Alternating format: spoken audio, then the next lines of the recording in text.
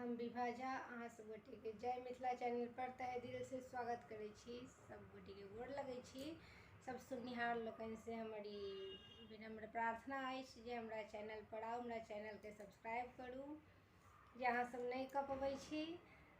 आई हम एकटा शिवरात्रि के शुभ अवसर पर नचारी सुनबै छी, अहाँ सब सुनू, आनंद लिए। हमरा एकटा कमेंट कऽ के जरूर बताउ जे हमर गीत अहाँ सब गोटे के केहन लागल। तो सुनो ई नचारी। बाबा एक बेर दर से देखबियो, सब दिन रहलहुँ आस लगाए। यो भोला एक बेर दर से देखबियो, सब दिन रहलहुँ आस लगाए। गरीब कोखी में जन्म हमर भेलै, चिंता से अकुलाई।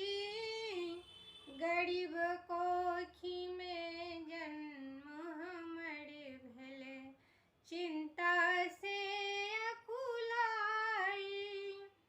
सब दिन बाबा हम चरणन सेवलहुँ, सब दिन अहीं के चरण के सेवलहुँ, से अहाँ कोना बिसरलहुँ। सब दिन रहलहुँ आस लगाई।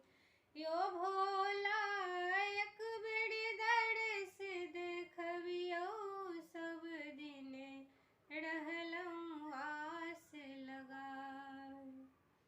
सबके बेर भोला बनलहुँ दानी, सर्वस